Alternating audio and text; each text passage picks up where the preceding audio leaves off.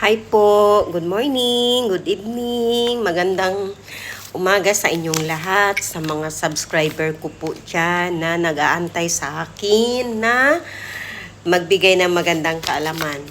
Ngayon po, mayroon po akong magandang ibibigay sa inyo na ito po ay talagang effective. Kasi marami pong nagme-message sa akin na nabasa ko kung paano ba daw ang gagawin, lalong-lalo na po yung halimbawa nasa malayo, then may nagtampuhan kayo, tapos nagme-message ka, then hindi ka ni-replyan, parang ini-ignore ka lang, as in, wala, hindi nagpaparamdam, o yung may mga tampuhan kayo, something like that. So, siyempre nagwo-worry ka kasi bakit hindi nagre-reply or ini-ignore ka lang. Ganito, ibibigay ko sa inyo. I-try ninyo ito, gawin ng tama at saka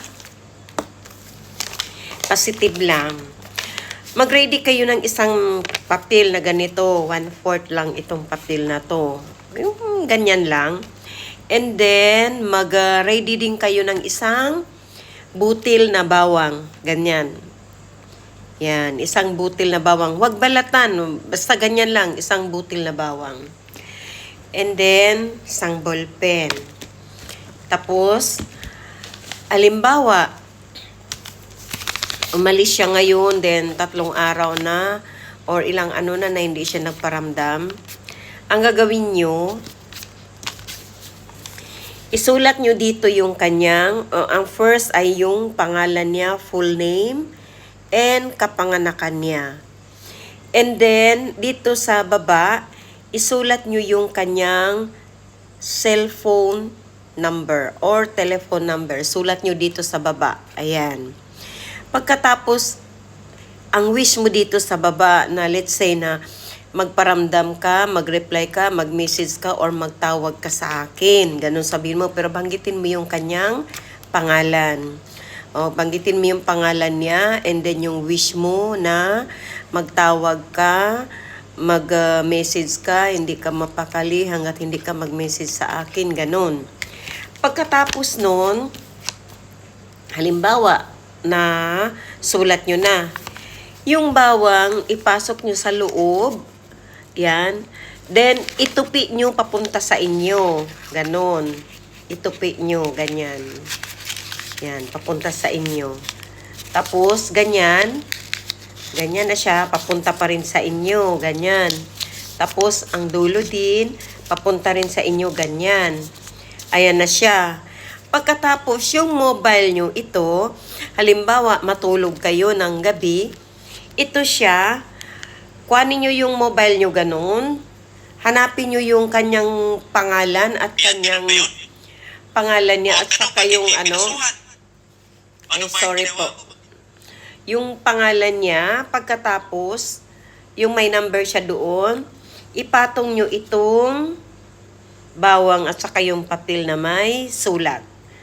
And then, hayaan nyo siya doon sa gilid ninyo. Ayan. Sa gilid ninyo. And then, kung may picture siya, kuhanin nyo yung litrato niya ganito.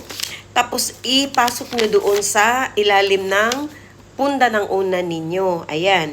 And then, pagkatapos nun, banggitin mo yung pangalan niya, tapikin mo ng 3 beses, and then, sabihin mo sa kanya, halimbawa, kung anong pangalan niya, halimbawa, Danny, sabihin mo, Danny, halika na, matulog na tayo, uwi ka na, ganyan.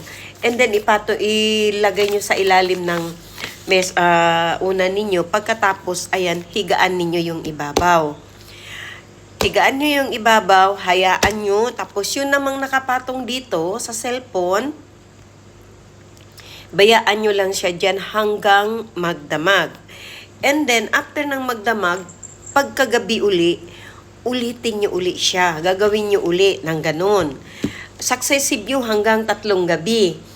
Huwag nyo siyang tanggalin. Every time, hanggang sa hindi siya mag-message, kahit na 1 week or hanggang hindi siya mag-message, huwag nyong huwag nyong kaligtaan every night habang natulog na kayo. Siyempre, hindi nyo na magagamitin ng cellphone ninyo kasi nga matutulog na, ilagay mo talaga yun siya. Ilagay mo yun doon sa cellphone mo habang katabi mo matulog. And then yung picture niya, hayaan nyo lang din doon sa unan mo. As long na ikaw lang gumagamit at saka wala kang ibang kasama sa kwarto, kung ikaw lang, wag mo na lang siya alisin doon. Pero pag may kasama ka sa kwarto, halimbawa, nagsisharing ka or may mga anak ka, daytime, alisin mo yun, itago mo. Pagka nighttime, ibalik mo doon. The same procedure pa rin. Tapikin mo pa rin ng pangatlo, sambitin yung pangalan niya, and then, higaan mo pa rin. Tapos itong bawang naman, halimbawa, pag araw, hindi mo siya gagamitin, ang gagawin mo dito, yung pum ng bed mo, buhatin mo yung pum ng bed mo, isiksik mo ito doon na walang makakakita. Tapos pag gabi naman, kuhanin mo siya doon, then ibalik mo doon sa cellphone mo. Yan naman ay, marami nang sumubok niyan, marami nang gumawa niyan, ay talagang nag-granted. Depende din sa paniniwala mo, sa positive lang, gawa ng tama. Tapos, ayan, basta maging maayos din ang lahat. Basta ang importante, magdasal din. Kasi kahit anong gagawin mo, kung wala kang gabay, kailangan magdasal. So, yun lang po. Sana po ay matutunan ninyo at magawa ninyo ng tama. O, hanggang sa muli, sa susunod ulit, magbigay pa ako ng magandang kaalaman. Maraming salamat po. Ingat po kayo dyan. Bye!